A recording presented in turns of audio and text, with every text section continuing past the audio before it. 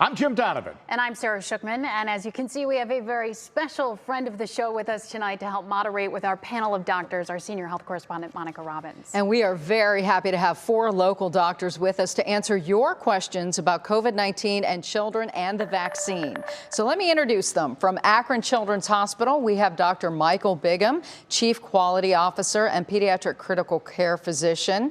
We also have Dr. Michael Forbes, Chair of the Department of Pediatrics and Critical Care Physician. Dr. Kimberly Giuliano joins us from Cleveland Clinic Children. She serves as Chair of Primary Care Pediatrics. And Dr. Amy Edwards, Assistant Professor of Pediatrics, Division of Pediatric Infectious Diseases with Rainbow Babies and Children's Hospital. So let's get right to it. Experts say vaccinating children is a very important step in helping them get back to normal. But many still acknowledge the decision for parents may be difficult given the newness of the vaccine. As well as the illness's less severe impacts on children compared to older people. So how did we get here? 18 months after the coronavirus took hold in the United States, its grip has shifted. Whereas once children rarely showed up in hospitals, that has changed. We know that when the virus first came into the United States, children accounted for less than 3% of cases. Now they account for 27% of cases. We'll have 200,000 cases of disease in children a week, or 250,000 cases a week. That takes us to today, with 28 million children ages 5 to 11 eligible, is a potential game changer in the fight against the pandemic. I think it's great. I think all kids need vaccinations because it's still spreading through kids. I have a almost 2-year-old, a 6-year-old, and a 7-year-old, and I will not be getting them vaccinated right now. While parents are divided and in some cases undecided, here's what's clear. In that 5 to 11 age range, 8,300 children have been hospitalized with COVID, and 146 have died, making it the 8th highest killer. Does COVID cause problems for most children? The answer is no. But tell that to the parents of the children who are fighting for their lives as we speak. Children hospitalized with COVID tend to have underlying conditions such as obesity or diabetes. Then there's the MIS-C, or multi-system inflammatory syndrome. Rare in children, but life-threatening. It can cause hyperactive immune response that attacks the body. 5,200 children in the U.S. diagnosed with COVID have developed that complication. It's most common among kids 6 to 11. Who had no pre-existing conditions and were considered healthy. I'd never heard of it, or I'd have had her in there sooner. So that night she ended up in the ICU, and the next day she was put on a ventilator. It's a reality no parent wants to face as they bear the weight of a decision while balancing medical advice with head, heart, and instinct for the ones they love. So I'm here in the Health Hub with 2 of our doctors, and I want to remind you that our discussion will continue at 7:30 on our digital platforms, which you can find on WKYC.com, the WKYC Facebook page. We're streaming this, as well as the WKYC YouTube channel. And of course, we want your questions, so feel free to put them in the comments section. But I want to get everything started, and that belongs to Jim Donovan. Jim, back to you. All right, thanks, Monica. And I'm here with Dr. Michael Forbes from Akron Children's. All right, we're going to go to work. Here we go. Our first question of the night comes from Terry in Broadview Heights. And Terry wants to know, why are dosages, doctor, determined by age and not weight? That's a great question, as the doses are all a little bit different depending on how old and the ages. But it turns out with vaccines, unlike other medications that we use to treat children, vaccines are based on, we say, developmental biology. Yeah. Your immune system is different as an infant versus a teenager and as an adult. And so what the researchers did in their studies were they found the appropriate dose based on the developmental age of the child. All right. And so it's not based on weight. Good answer, good information. We go to Sarah. She's in the newsroom. Yeah, thanks, Jimmy and Dr. Forbes. Now, I'm here with Dr. Kimberly Giuliano with Cleveland Clinic. And one of our viewers, Dr. Giuliano, she wrote in, my child will be turning 12 at the end of November. Should I get her the pediatric dose now or wait until she's 12 so she can get the adult-sized dose? So I'd recommend getting the vaccine as soon as you possibly have access to it. The longer we go unprotected, the greater our chances of getting an infection would be. And we are really reassured that the effectiveness of the lower dose for the 11-year-olds is really, really high. So getting that lower dose today is probably going to provide just as much immunity as a higher dose would in just a few more weeks. So if we have access to it, I'd say go for it now. Yeah, as soon as you can. Yeah. All right, Dr. Giuliano, thank you so much. Let's get back to the Health Hub where we find Monica Robbins. Thank you so much, Sarah. Dr. Edwards, I want to start with you. How can I trust this when the child research was just a couple of months long? You know, that's a really great question, and it's one I actually get a lot. But what I want to emphasize is pediatric vaccine trials are actually always fairly short. We don't think about that because we actually see that the whole trial might last several years. But the actual reason for that has more to do with logistics and enrollment and things like that. But what you actually only need for pediatric vaccine trials is a couple months of safety data, usually 3 or 4 months is the standard, and then efficacy, which we already have both of those. And so there's nothing about this vaccine trial that's different from other pediatric vaccine trials. So this was just mainly looking at safety, right? Safety and antibody response and vaccine efficacy. They actually did all three. Okay, Dr. Bigham, let me move on to you. This question is about a rare heart condition in kids that can be triggered by the COVID-19 vaccine. So this questioner says, I'm afraid of giving my child the vaccine because of myocarditis. Isn't there a high risk? Sure. I think it's important first to understand what is myocarditis. It's an inflammation of the heart muscle. That inflammation can sometimes cause heart rhythm abnormalities. It can also cause heart dysfunction.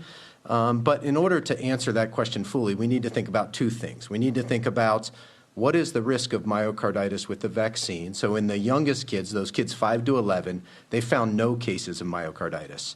In fact, they were careful after they enrolled the first 1,500 patients in the trial. They actually doubled the number of enrollees in the trial to make sure that they didn't see any of these uncommon vaccine complications like myocarditis. Now, in time, there might be a low rate of those, but I think the counter to that is, well, what if I don't get a vaccine but instead get COVID-19 infection? And what is the risk of myocarditis with that? And what we know fairly certainly by the literature is that the risk of myocarditis is greater with the COVID-19 infection than it is with the vaccine itself. That's really important information. All right, Jimmy, I will throw it back to you. Thank you very much, Monica. And I am here with Dr. Forbes. Doctor, a viewer writes in and is worried about the length of time in which data has been collected. So they write in and say, I don't want my child to be a science experiment for a vaccine that doesn't have any long-term data. How can you say this is safe? Oh, that's a great question. It turns out the vaccine does what it does, and whatever effects happen from the vaccine happen fairly quickly within the first few weeks to maybe months. And after that, it's gone. In fact, if you notice, we're all getting boosters these days. That's because the effect of the vaccine wanes after it appears about 6 to 9 months. And so as far as long-term effects, we don't really think in terms of long-term effects because the vaccine doesn't really stick around that long. And we roll along with more questions. Sarah and Dr. Giuliano are in the newsroom. Sarah, one more question before we take our first break. We are getting some really great, important questions from you. Thank you so much for joining us tonight. So a quick question for you, Dr. Giuliano, about dosage size. We had a viewer ask, can the first dose be pediatric and the second dose adult? Yes. So the recommendations are that you get the dose for the age that you are on the day of vaccination.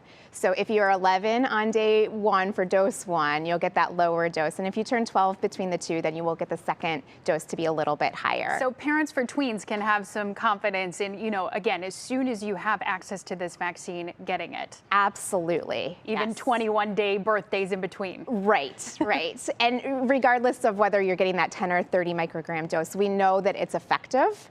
And we know that there's just slightly less risk of side effects at the lower dose. So I would definitely go ahead and get that first dose as soon as possible. Absolutely. All right, Dr. Giuliano, thank you so much.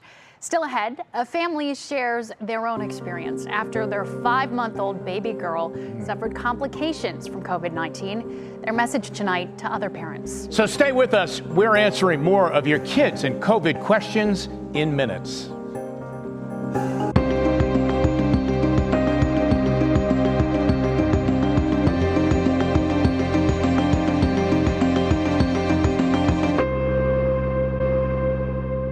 back. While kids are typically thought of as a lower risk for serious cases of the coronavirus, those chances have risen significantly now with the Delta variant. And one Summit County family told us how the virus struck them and the complications that followed for their little girl. The Peacock family's battle with the coronavirus started like many stories you've heard, even for 5-month-old Madeline. Some congestion, fatigue, just kind of irritable. I mean, she was 5 months old, so I couldn't really ask her exactly how she was feeling. What they thought was initially a cold was actually COVID-19. Lauren, her husband, and their 2 daughters all tested positive. About 2 weeks later, once we were out of our quarantine period, it seemed like everybody was doing pretty well. The kids went back to daycare and they went back to work. Then Lauren, a nurse at Cleveland Clinic, got this message on her way home from a night shift. And I get this picture of her feet and her hands, and they're purple. And they're like, hey, Maddie's really not feeling too well. I think you should come and pick her up. The Peacocks rushed their baby to the emergency room, where little Maddie tested positive for COVID again and took a turn for the worse. And I can see out of the corner of my eye, her heart rate is like going up into the 240s, 250s, 260s. And I can see that she's having a hard time breathing. She's grunting. Her eyes are closed. I just turned to them and I said, this is not her baseline. You guys need to get people in here because this isn't normal. My husband and I were just sitting there sobbing because at that point, she just really didn't look good. I really felt like we were gonna lose her. Doctors got Maddie stabilized in the ICU and diagnosed her with Miss C, cases of multisystem inflammatory syndrome in children, a condition where some organs become inflamed, have spiked for kids who've had COVID-19. Even the doctors don't really know yet what puts a child more at risk for this. Maddie spent 10 days in the hospital recovering with the help of an antibody treatment typically reserved for cancer patients. I think it'll be a while before, parents like myself, have answers to some of our questions. Maddie is now 15 months old and thriving, but Lauren still worries about the future. Please, please put your kid in a mask. Keep social distancing. Vaccinate them if you can. It was really, truly a parent's worst nightmare. Yeah, Jimmy, I mean, this is worst case scenario here. Yeah. And I think the scary thing is the risk, as Laura said, doctors really don't know yet. It is also new what makes otherwise healthy kids at risk for Miss C and some other complications after even what seems like mild coronavirus illness. You know what the basic frightening part of that story is?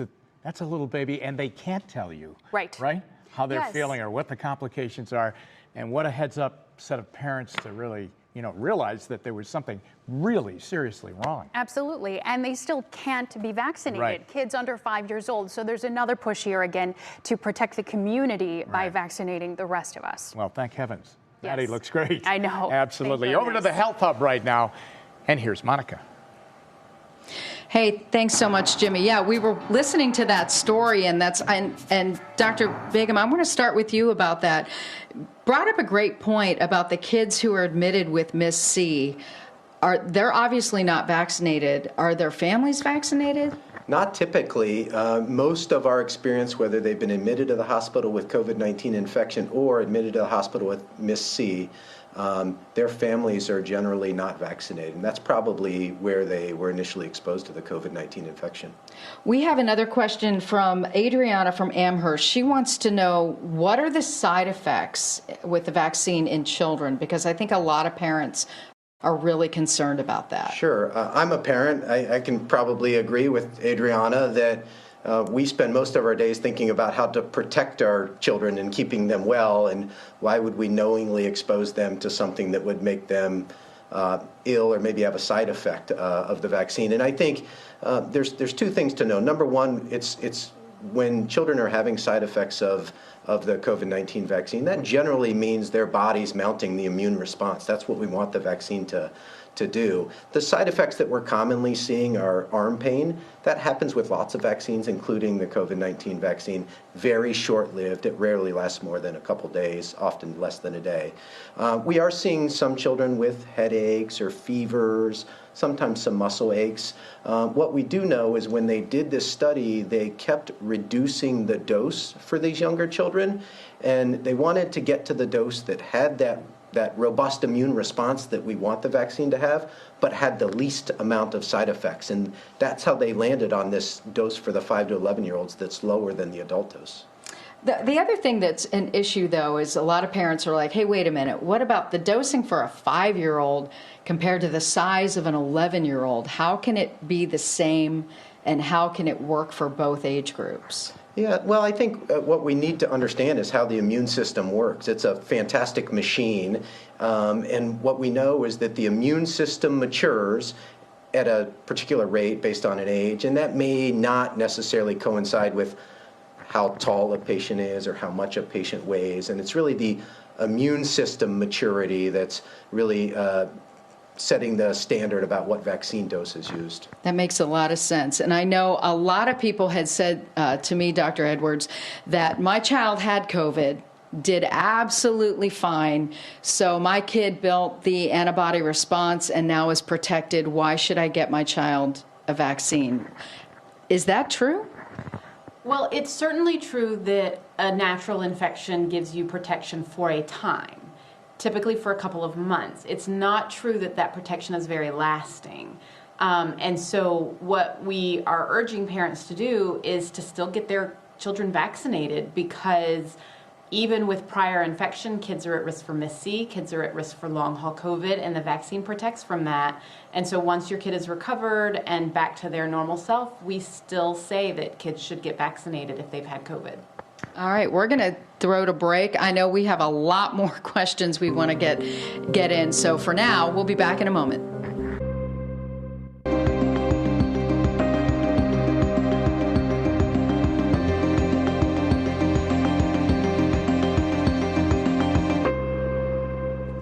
Welcome back, everybody, to our special Facts Not Fear, Your Kids and COVID Town Hall. Dr. Michael Forbes has been my partner here at the desk.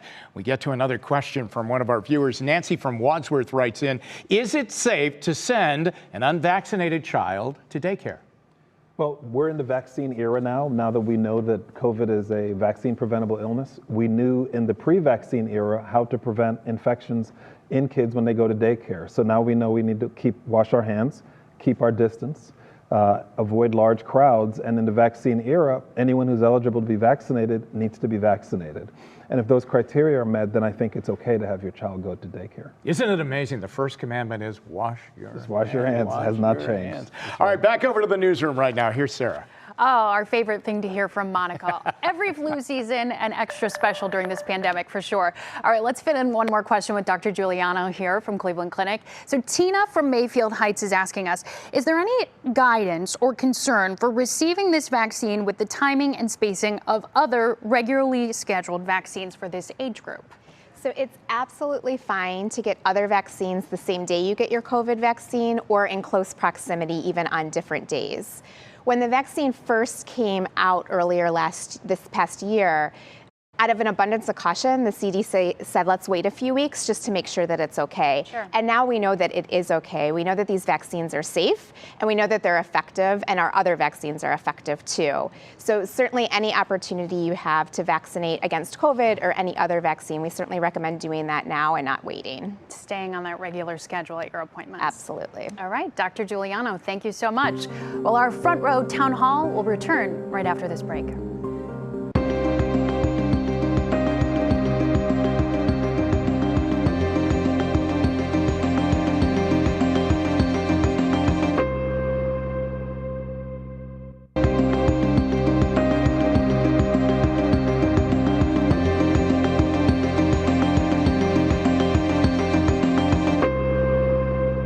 Well, we want to thank you for watching this special COVID-19 Town Hall. And while we covered a lot of information, your questions are pouring in.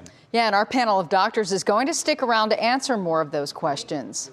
And Monica and I will be heading back into the Health Hub for the live digital portion of this show, Facts Not Fear, Your Kids and COVID Town Hall. So stay with us on WKYC.com, our app, or our Facebook page to get your questions answered. Have a great night.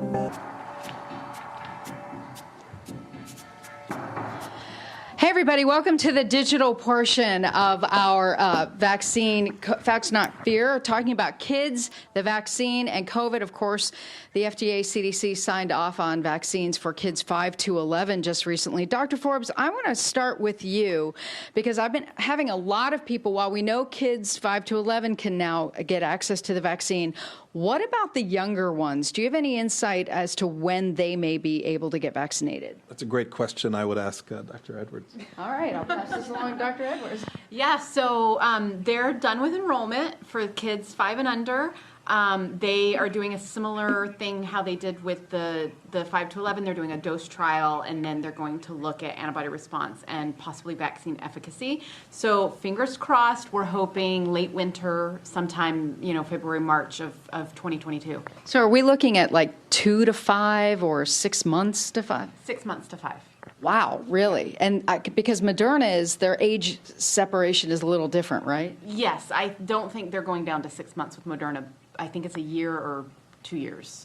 I don't remember. All right, I want to remind everybody, Sarah is over here, and she is monitoring our web, essentially, and you can ask questions via Twitter at #3vaccine. You can also ask questions on our Facebook and our YouTube, and you can text them to 216-344-3300. You got anything interesting over there? I do. This is a great question I think maybe any of you would be able to answer. So Rachel in Maslin asks, how are doctors, pharmacists, and other experts staying educated and updated on these COVID vaccines? Who wants to jump in? We're talking to each other. There's a lot of data out there. So even within my department, we talk to each other. If I have time to go to a conference but somebody else doesn't, then we meet every Thursday in our department and we educate each other on the various things that we learned during that week. And then we meet with our colleagues from other departments and we talk. They tell me things that they've learned and I tell them things that I've learned. It is a rapidly evolving situation, but there are a lot of us and we work together very well. I know you have small children and you have a 5-year-old. Yes. And a lot of parents have asked me, how do I talk to my 5-year-old about this, and how do I prepare my child for this? What are you doing with your own child? And more importantly, are you going to get your child vaccinated? My child is getting vaccinated on next Saturday. I'm very excited. And basically, she knows about COVID. I mean, she's watched me go through this, or I'd rather say she's watched me be absent at home while I've dealt with this in the hospital. And she's very excited to get the vaccine. She's not loving the idea of the needle, but the pack of M&Ms she's getting afterwards, she's super excited about.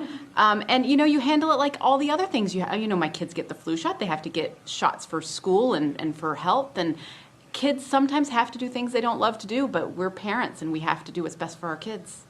That's great. Dr. Giuliano, I want to ask you something because I think, I know none of you are psychiatrists, but one of the things I'm hearing a lot from parents is that they're very scared, and they are a little guilty if they've been vaccinated and they're not sure they want to get their child vaccinated. Have you been having these conversations with parents?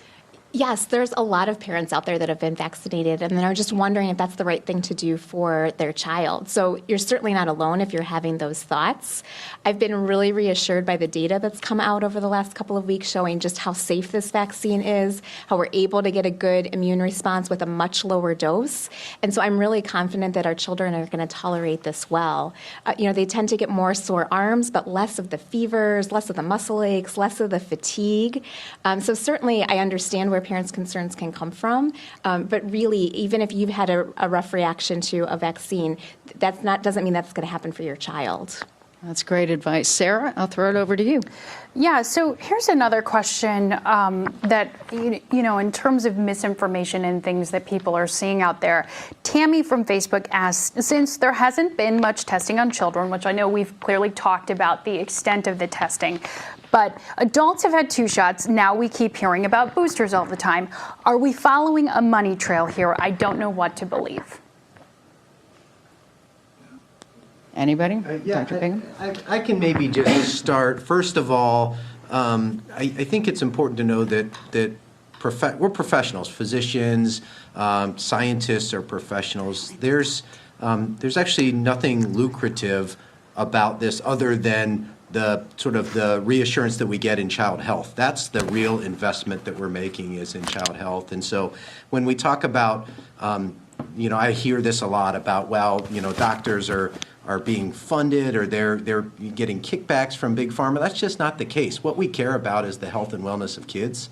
And the health and wellness of kids, any strategies that we have that can help us keep kids healthy. We get paid when kids are in the hospital, but we get charged, we get emotionally committed when we can keep kids out of the hospital. And this is one of those strategies that we know we haven't had it at our hospital. For example, at Akron Children's, we have not had a single patient admitted to the hospital with a COVID-19 infection who has been vaccinated. So practically speaking, the more of those kids that we can get vaccinated, the fewer of those kids that will end up in the hospital with COVID-19 or MIS-C. And how concerned are you now that we're going into cold and flu season and we still have a lot of kids who may not be vaccinated? Dr. Forbes, I'm going to throw this one at you. Sure.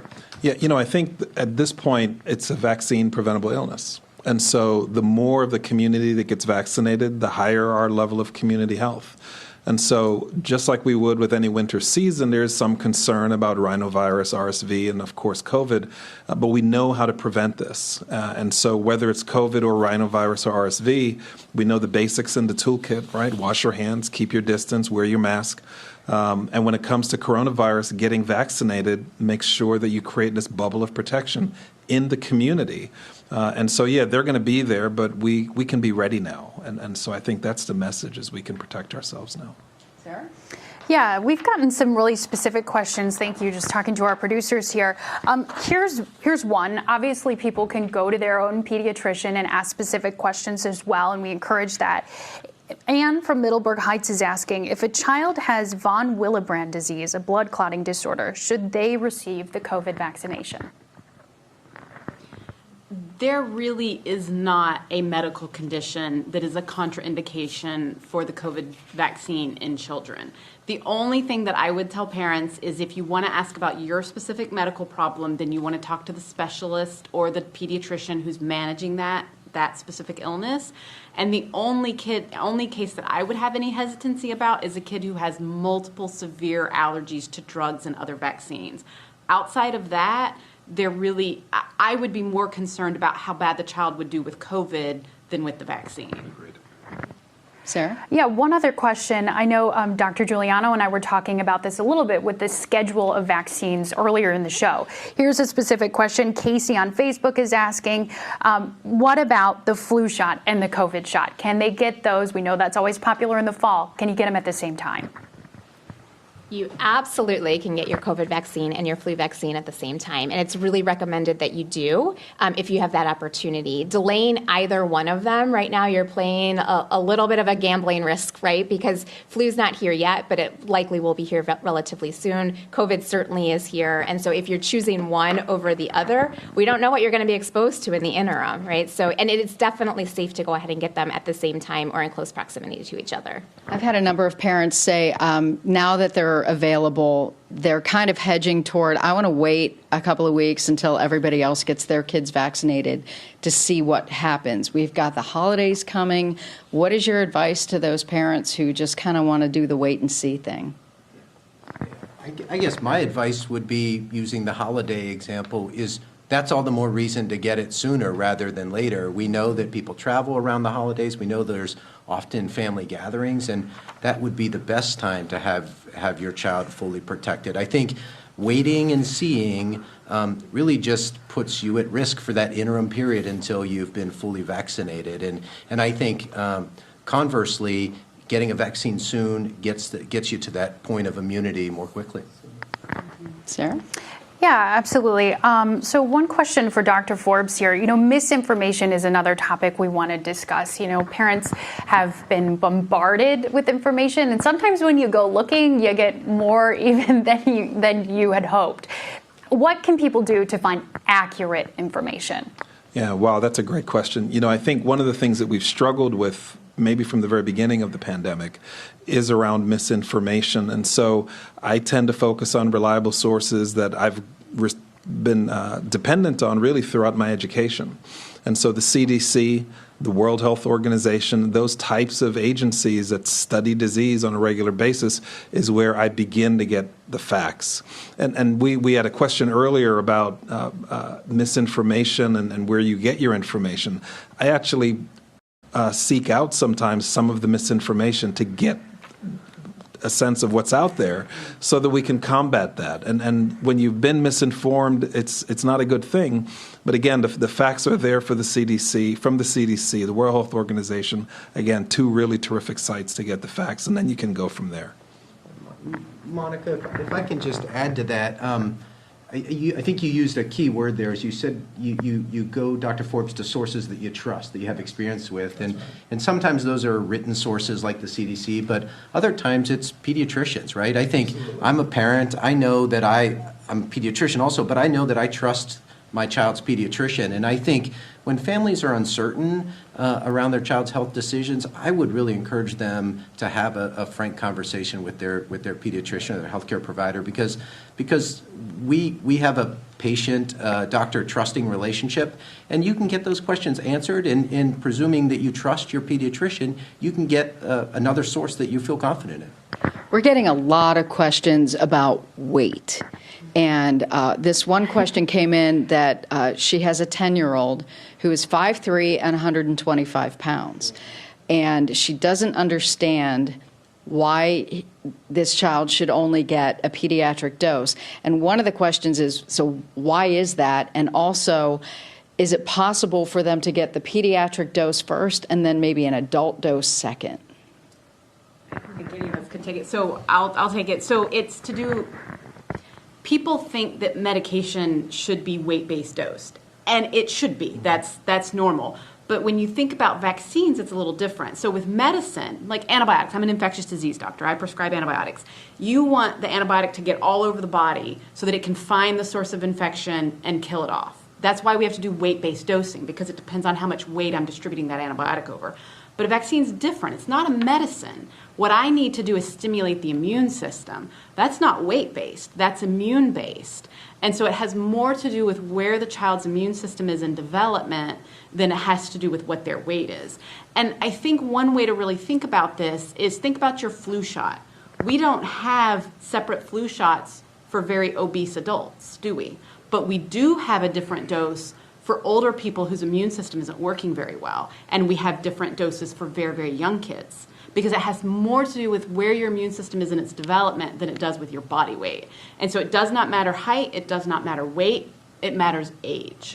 That is the best explanation I've heard in a long time. Sarah? Absolutely, and I'm so glad we touched on that, because it is a theme. Jennifer on Facebook was just asking very similar questions all around that weight issue. Another theme I keep picking up from a lot of our folks who are with us online right now, this idea of natural immunity. What does it mean to have natural immunity? Donna is asking, Teresa and Amherst asking, a 6-year-old public school child who had COVID this year, should they still get vaccinated? And maybe if you could kind of answer both of those questions at once for us. What natural immunity is, what it looks like, and maybe how long lasting it is, and who needs to be vaccinated as a result of it. All right, so natural immunity is, well, it's the same as being vaccinated. I don't know how else to explain it. When you get exposed to a virus, your body processes that virus, breaks it down into these little proteins called antigens, and then the immune system reads those antigens and builds antibodies against it, and then you stimulate this whole crosstalk between different types of cells, and you build proteins and you kill a virus. That's from a virus you get infected with. What a vaccine does is it does the exact same thing. It introduces something called antigens into the body, in this case via an mRNA mechanism, but it's still the same thing, and the body processes those antigens, and then it crosstalks between like T cells and B cells and gives you antibodies. So there's actually not really a big difference in what the immunity looks like inside the body as far as your B cell response, your T cell response, your cytokine response. What does appear to be different is the longevity of the durability of the immunity. So with natural infection, it doesn't appear that immunity is very durable, but with the vaccine, it appears to be a more durable immunity. And so that's the main difference between catching COVID and getting the vaccine, is how long your protection lasts. And isn't the vaccine giving people 10 times the amount of protection that a natural infection would give them? So it depends on how you're interpreting that. So it is true that you have higher antibody levels with the vaccine than you do with natural infection, but it has more to do with how clinically relevant it is. So what we know in kids who have been infected, we know that about 80% of them do mount an immune response that prevents them from getting reinfected, at least in the near term, in the next couple of months. But with a vaccine, it's 95%. So what you're seeing is more people get protection, and that protection lasts longer with the vaccine. Yeah, if I can add, I think one of the things that's different about natural versus vaccine immunity are also the consequences of those processes, if you may. So as Dr. Bigham pointed out earlier, our patients that are admitted to the hospital tend to be those that have natural infection, and now they have natural immunity, but they also have MIS-C, long COVID, myocarditis, frankly, and other consequences of natural infection, including hospitalization and death.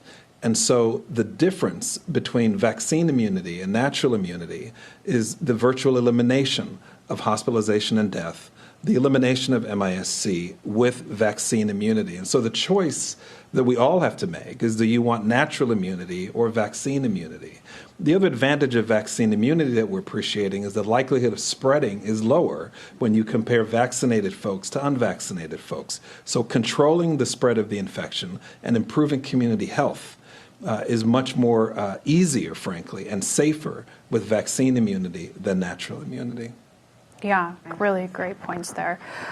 So one of the questions we're getting, is from people who are looking for appointments. So we do want to remind everyone, we're taking your questions if you text them to us at 216-344-3300. Also, if you text the word kids to that number, again, that's 216-344-3300.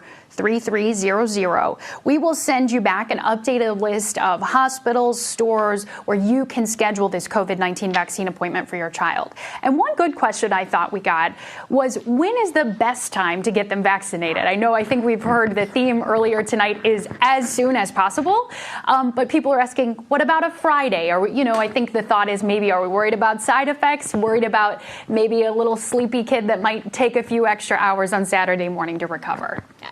So you certainly could think about doing it on a Friday or Saturday to minimize those chances. What is really great about this, though, is that we know the most common side effect for kids is arm soreness and swelling. And the issues like fever, fatigue, muscle aches, those are much less common in the 5 to 11-year-old age group than they were in the 12 and above. So the chances of a younger child having some of those side effects that might keep them out of school is a little bit lower. So I think that's why we can easily say, if you have access to the vaccine on a Tuesday, go for it. If you want to wait till a Friday or a Saturday, there's absolutely nothing wrong with that, but I wouldn't wait 3 weeks to get that Friday or Saturday appointment. How many of you have seen 5 to 11-year-olds who've had COVID and have developed long haul syndrome? Of course, Dr. Edwards, because you have a clinic now for kids. What are you seeing with kids specifically with long haul, like the types of symptoms? Right. So as I've said before, the majority of kids who get long haul COVID are teenagers, but we do have a sprinkling of kids who are under 11 who get long haul COVID, and they're dealing with the same things that the teenagers are dealing with. So we're talking about fatigue.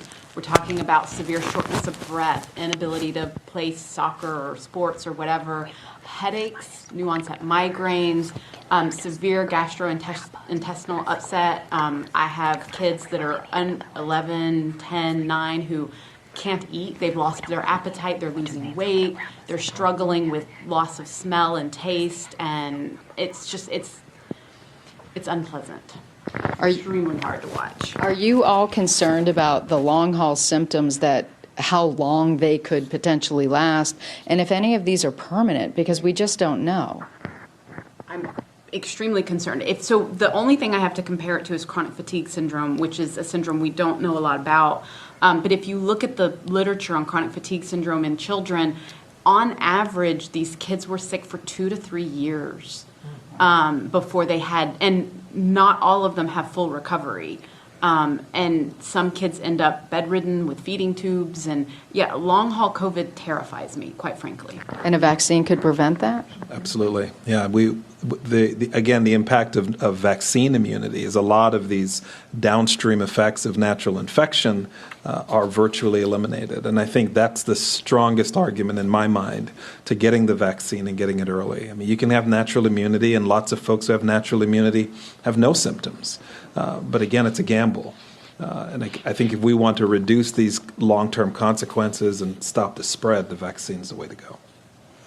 One question we've been getting, again, we talked a little bit about parents having to make tough choices for their kids, when they're the right ones. But this viewer says, my child is terrified of needles and can't even watch on TV when they're seeing these shots given. Getting regular shots is a nightmare. How do I do this? How do I talk to my kid about the importance of it? And again, I think in this age group, we're talking 5 to 11-year-olds. They've been living with some of the realities of COVID in school and unfortunately in remote school for some of this time. How do you talk to them about the importance of this? I think it's important that we talk to them about how we can get back to what is a more normal life for them, right? You'd be surprised how much insight, we think 5 is pretty young, right? But how much insight and remembering of the past that they had, and they want to get back there too. We all want to get back there. Yes. They want to get back there too. And so I think that regardless of how old your child is, whether they're 5 or 15 or 25, having open and honest discussions about why we think this is the best thing for them, asking them what they think, and if they're having questions, being there as that reliable resource for them too. And so if a child feels that they've been heard and feels that they've been trusted, it's a little bit easier for them to accept it. It doesn't mean that a shot necessarily feels good or that they're necessarily going to be excited about it. But if they understand the why behind it, they're much less likely to be scared around it and feel supported, even if it is something that they would rather not be doing. And maybe if I can just add to that, that child may not be in the position to make the choice, do I or don't I get the COVID vaccine? But I think most of us as pediatricians like to find choices that we do let the child make. So do you want the vaccine in your left arm or your right arm? Would you like to be laying down, or do you want to be sitting on your caregiver or parent's lap? Would you like to bring a special, safety net, a teddy bear or a blanket with you? So I do think allowing a child in this circumstance to have a conversation about and make some decisions that maybe aren't the official decision about whether or not they get the vaccine, but let them being involved in other portions of that decision are useful. Dr. Giuliano, you talked earlier about the flu shot and the COVID vaccine, that we know you can get those at the same time, but we had a question about other types of childhood vaccines, the MMR, the Tdap shot. Does that have any impact with the COVID vaccine, or can you get all of those at the same time? You can get any vaccine at the same time as your COVID vaccine. And it's super important that we don't delay those other vaccinations also. Certainly COVID is more prevalent in our community right now, but unfortunately diseases like measles are out there, whooping cough is out there. And so it really is best that we try to get them in as close proximity as we possibly can and stay on schedule. One question we have, I know so many adults have had this question too, around the technology with mRNA vaccines. Some adults have had options where they were able to maybe choose the J&J, a little more traditional vaccine process that we've known about. The research that shows that the COVID vaccine here, Lisa in Broadview Heights is asking, will not have long-term side effects on children 5 to 11. How can we say or maybe guarantee any minimal risk to them long term? Is there anything special folks should be doing? Okay, Dr. Edwards is reacting right away off camera here. Mostly because it's one of my favorite questions, because I think it's such a normal question to ask, but yet it makes no biological sense. I mean, there's literally no way for a vaccine to have long-term side effects, and parents are actually misinformed when they say, oh, but we have long-term safety data on these other vaccines. We don't. We don't study long-term safety of vaccines because there's no such thing as long-term safety for vaccines. The vaccine is only in your arm for like a couple of hours to maybe a day, and then it's gone. You would not take a dose of Tylenol today and then worry about getting cancer 10 years from now. That's illogical. And it's just like that. I mean, I understand where the question's coming from, but from a basic biochemical standpoint, it's not a logical question because there's no biological basis for a vaccine to have a hidden long-term side effect. Any side effect that the vaccine is going to have is going to be in the first 4 to 6 weeks after the shot. Period. End of sentence. Wow. Well, one of the other realities along the same lines is that 6 to 9 months after everyone had their first wave of vaccines, there was a need for boosters. Because to your point, it's gone. Right, and even the effect starts to wane. So again, there's no, as far as long-term effects, it doesn't exist. Are kids going to need boosters too? Yeah, I mean, I think so. There's two considerations. Number one, it's likely that they will, but number two, none of us are booking those third doses yet. I think this is maybe further evidence that we're going to follow the science. The science will tell us whether or not an additional dose is needed. The science may tell us an additional dose, but yet a smaller dose is needed. I think it's too early to know, but I think what I remain confident is that we'll be informed by the science when we make that decision. We aren't making any foregone conclusions now. And I'll add, we're continuing to follow those children who were enrolled in the study, right? So they'll follow their course of whether or not they get infected, what their antibody levels do. And similar to what we've done with adults, that will help us to inform when the right time is for children. And I think all of us kind of think of it's probably more of a when instead of an if, but certainly the science will let us know that. One thing, as we're talking about the science here that's coming in right now, maybe you can update us. If a child does get COVID, how are you treating them at this point? Are there specific medications that can be given to help mitigate symptoms? Dr. Bingham? Well, yeah, thanks for letting me take this one. In the intensive care unit, we do all the things that we do to support the sickest of sick patients, right? Sometimes it's breathing tubes and breathing machines. Sometimes it's blood pressure supporting medicine, and ultimately we're able to get those children through. Those kids that have MIS-C, for example, we're using steroids. We're using a whole slew of different biological medications, immunoglobulins, and so there's a cocktail of things. So for those people that are worried about this cocktail that is a vaccine, what I can be certain of is that the cocktail of managing someone sick in the ICU with COVID is far more complicated than a vaccine. And so again, that would be, I guess, maybe reason to go with a vaccine instead of the risk of the more complicated management medications in the ICU. In terms of how we're managing COVID in the community, it's really symptom management. It's in the less severe cases, it is more like a cold, sometimes a bad cold, sometimes, but it's only once kids get into the hospital and even the ICU where we really escalate up some of the more complicated medications. Thank you for that. I think we just have, I'm sorry. Can I add? Yeah, please, I think Dr. you should Forbes. also talk to your healthcare provider to find out if your child's high risk, were they to get COVID, because there are medications in the pipeline that may be available to prevent them from even being hospitalized. So talk to your healthcare provider about that. Are you referring to the Merck? I don't know who the manufacturer is. No, okay. Dr. Forbes, thanks for bringing that up. There is a monoclonal antibody, so kids that are infected with COVID-19 that are at high risk can get treated with a monoclonal antibody. And I guess that's fair. That would be a pre-admission treatment that could prevent hospitalization, but that's about it for otherwise. And I would add to that, is probably, especially for this audience who may have a lot of children in the 5 to 11-year-old category, the monoclonal antibody has FDA authorization, ages 12 and up, right? So it is not an option for our youngest children. It's 12 and up with underlying medical conditions. Which is why you all are saying get them vaccinated. Absolutely. Yeah. Okay. So, Monica, we just have a few minutes left now, and we're kind of wondering if everybody could kind of give us just a little final word on this, a wrap up, maybe a point that, in terms of our questions tonight, one you've gotten a lot in your own offices, in your own experience with patients and families. Let's start with you, Dr. Forbes. Sure. I think this is most exciting moment for me in the pandemic. And frankly, every month is a little more exciting because, as Dr. Bigham pointed out, we have followed the science. We have learned what we've learned. We've taken care of our elders. We've taken care of our 12s and above. And now we can take care of our 5 to 11. And so the bubble of protection is expanding. And I just think this is a terrific time to move one step forward as a culture, as a community, in bringing this pandemic to an end. So I'm just thrilled. Yeah, it's super exciting. As a pediatric infectious disease doctor, fewer patients, please. So get them vaccinated and keep them out of my clinic.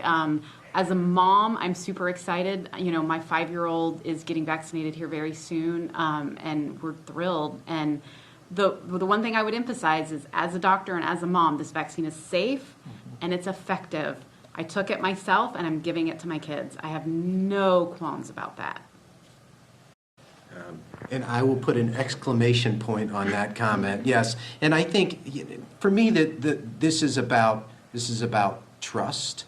So much of this topic has been riddled with distrust and misinformation. I guess my parting comment would be, we don't have a relationship with everybody in your audience, but I'm hopeful that everybody in your audience has a relationship with a healthcare provider they trust.